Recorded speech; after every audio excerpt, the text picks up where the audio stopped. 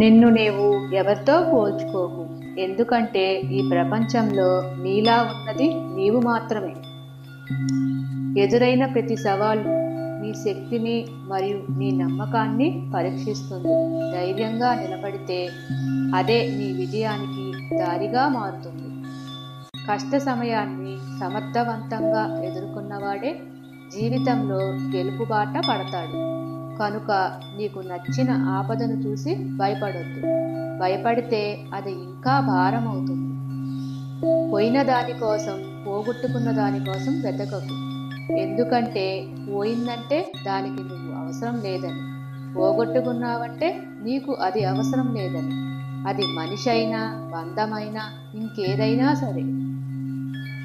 జీవితం ఎలాంటిదంటే అర్థం కాని వయసులో ఆనందాన్ని ఇస్తుంది. అన్నీ అర్థమయ్యే వయసులో